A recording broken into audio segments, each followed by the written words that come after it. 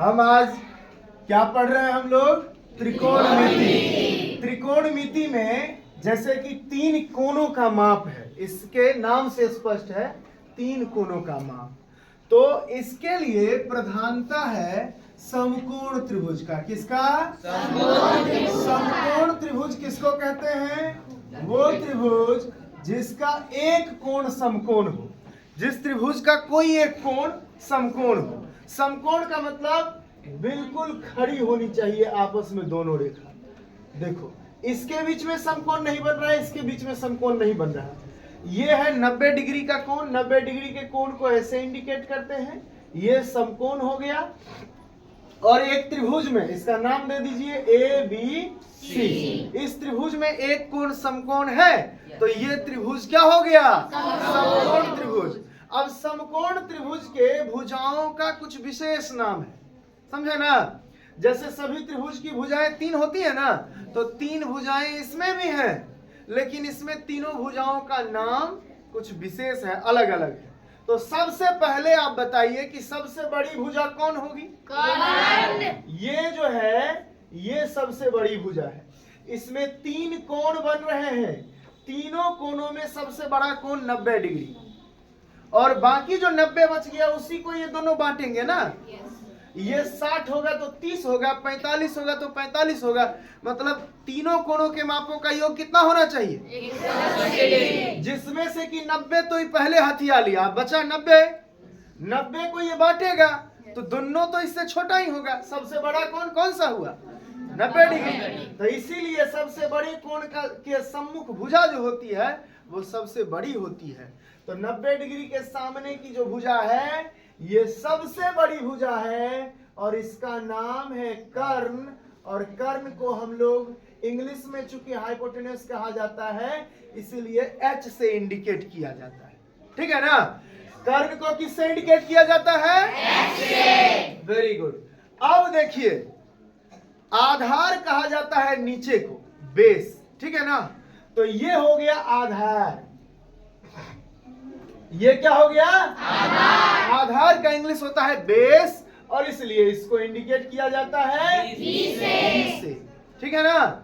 अब देखिए, जो खड़ी रेखा होती है उसको लंब कहते हैं, शीर्ष लंब कहते हैं। ठीक है ना? तो ये हो गया ऊर्ध्वाधर रेखा जो है, ये कौन सी रेखा हुई? ऊर्ध्वाधर रेखा, सीधी खड़ी रेखा, इसको लंब कहते हैं।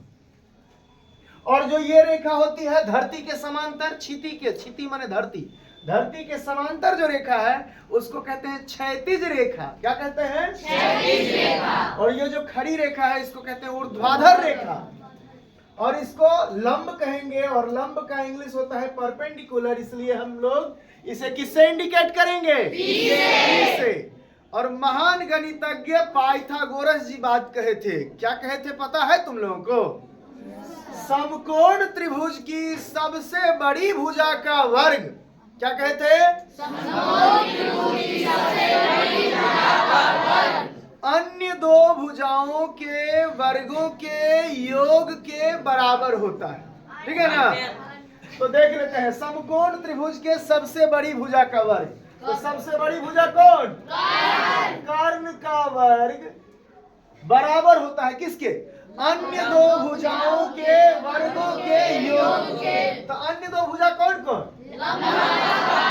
लंब एवं आधार। अन्य 2 भुजाओं के वर्गों, वर्ग कर दिए, के योग के बराबर होता है। समझ गए? Yes sir. तो उनके स्टेटमेंट से एक फॉर्मूला बन गया। वो जो कथन कहे उससे एक बन गया फॉर्मूला। क्या बन गया? कर्ण का स्क्वायर बराबर लंब का स्क्वायर जोड़ आधार का स्क्वायर। अब ये स्क्वायर में पता चला ना, वर्ग में। अगर हमको सिर्फ कर्ण का मान ज्ञात करना हो तो क्या करेंगे? कर्ण का स्क्वायर इधर है, इस पार देंगे रूट, और ये अंदर आ जाएगा लंब का स्क्वायर प्लस आधार का स्क्वायर। अब हम लोग चूंकि इंडिकेट करना किससे सूचित करते हैं ये हम जान चुके हैं ना, तो इतना बड़े बड़े शब्दों को लिखने की आवश्यकता नहीं है। बस हम लोग कर्ण के लिए H, लंब के लिए P और आधार के लिए B लिखेंगे। अब सबसे पहले ये जो फॉर्मूला पता चल गया, अब इसको यहाँ देखिए।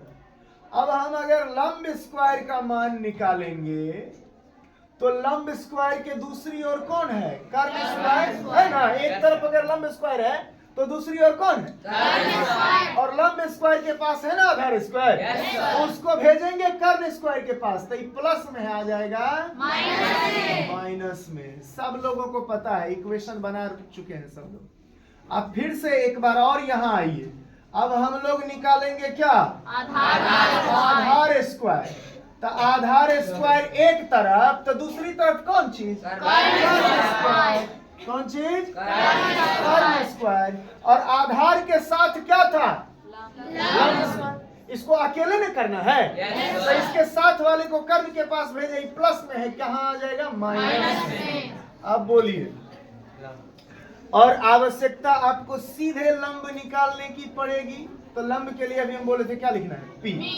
पी बराबर क्या हो जाएगा? रूट अंडर, चूंकि इधर स्क्वायर है, root under H square minus B square. अब क्या हो जाएगा? देखिए, बी स्क्वायर बराबर H square minus B square. ये 1 2 3 फॉर्मूला याद हो गया। मान लीजिए कि ऐसा त्रिभुज दे दिया, H गायब है तो P और B दिया रहेगा, तो ये फॉर्मूला लगा के बनाएंगे। और P गायब है तो P वाला कौन सा है? ये वाला है ना। आधार नहीं है तो इस फॉर्मूला से बना लेंगे, ठीक है ना। तो समकोण त्रिभुज का एक साधारण सा परिचय हो गया। और इसके बाद अब हम लोग जानेंगे कि त्रिकोणमिति का परिचय कैसे करें, ठीक है ना। त्रिकोणमिति के लिए अच्छा, सबसे पहले इसका साइन जो होता है, साइन SINE, इसका उपयोग सबसे पहले आर्यभट्ट ने किया था। 500 ईस्वी में आर्यभट्ट ने अपने आर्यभट्टियम में इसका प्रयोग किया। वृत्त की जो जीवा होती है, इस अर्ध जीवा का उल्लेख उनके पुस्तक में मिलता है, उसको उन्होंने अर्ध ज्या कहा है, ठीक है ना। तो इसको पॉज कीजिए। तो हम लोग देख रहे हैं ये समकोण त्रिभुज है, और समकोण त्रिभुज में ये कोण क्या है? समकोण। अब इसमें जो है कर्ण तो फिक्स है, ये H है, ये कर्ण है, ये फिक्स है। थोड़ा सा हम लोगों को सीखना होगा एक चीज, इसमें लंब और आधार का स्थान बदल जाता है। कब? यदि थीटा यहाँ है, इस कोण के आधार पे हम देख रहे हैं, तो थीटा के सामने वाला ये लंब है और ये है आधार। इतना सीख गए? अगर थीटा यहाँ है, माने इस कोण के आधार पे हम गणना कर रहे हैं, तो थीटा के सामने वाला ये लंब माना जाएगा और इसको हम P कहेंगे, और ये आधार होगा और इसको B कहेंगे, ठीक है ना। तो ये दोनों हो गया, दोनों रूप से अब बता दिए। यहाँ अगर थीटा होगा तो ये लंब, ये आधार, और यहाँ थीटा होगा तो यहाँ लंब मानेंगे और ये आधार कहेंगे, और कर्ण हमेशा यही रहेगा, ठीक है। वेरी। अब त्रिकोणमितीय अनुपातों के बारे में जान लीजिए। 6 गो है। कौन कौन? साइन, साइन थीटा, और क्या है? कॉस थीटा, और क्या है? Tan theta. मूल रूप से ये तीनों है, और इनका व्युत्क्रम अपोजिट जो है कोसेक थीटा, और कॉस का सेक थीटा, टेन का कॉट थीटा, ये ठीक है ना। अब जब इसका व्युत्क्रम है तो एक बात यहां देख लीजिए, साइन थीटा जो होता है, साइन थीटा का उल्टा हुआ क्या? Cosec theta. तो ये होता है 1/कोसेक थीटा। साइन थीटा बराबर क्या हो गया? उल्टा है उसका, बिल्कुल आसान है याद करना। अब कॉस थीटा, यही यहाँ देख लीजिए, कोसेक, कोसेक उल्टा है किसका? इसका हो जाएगा 1/। अब यहाँ आइए कॉस थीटा, कॉस थीटा का व्युत्क्रम है सेक थीटा, और फिर सेक थीटा का क्या हो जाएगा 1/cos थीटा।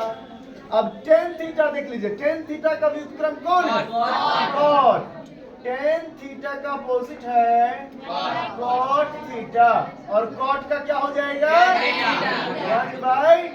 1/tan थीटा, ठीक है ना।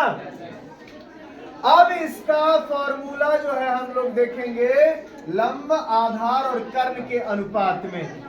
तो एक ट्रिक आपको हम सिखाते हैं, देखिए ऐसा एक डब्बा बना लीजिए,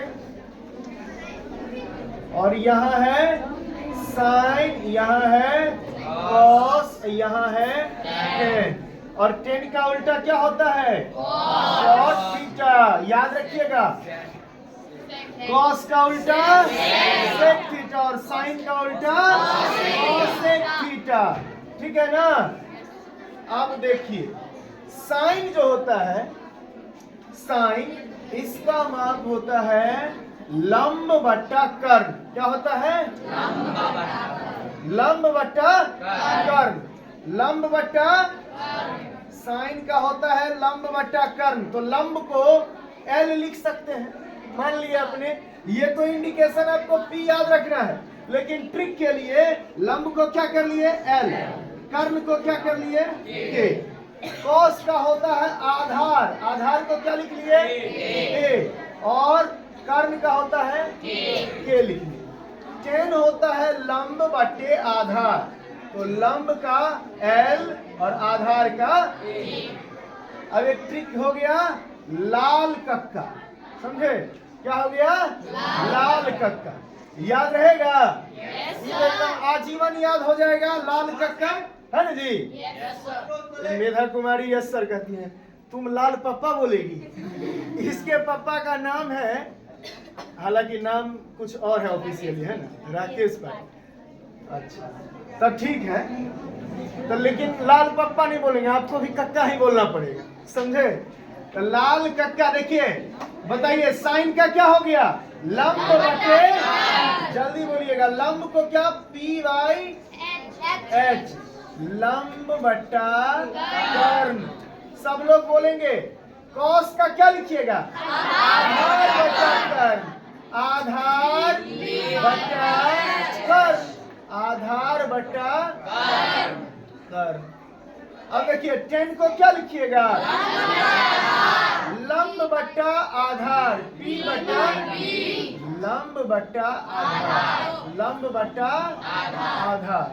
अब इससे हम उल्टा कर सकते हैं, कौशिक है तो कौशिक से देखिए कर्ण बट्टा लंब, या ये आपको पता चल गया तो डायरेक्ट इसका उल्टा कर दीजिए।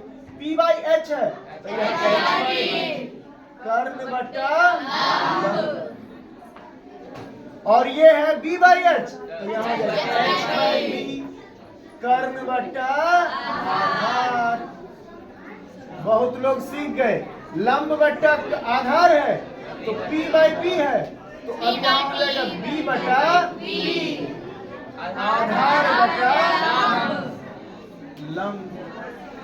चलिए आज के लिए इतना ही, इतना सीख लेना है।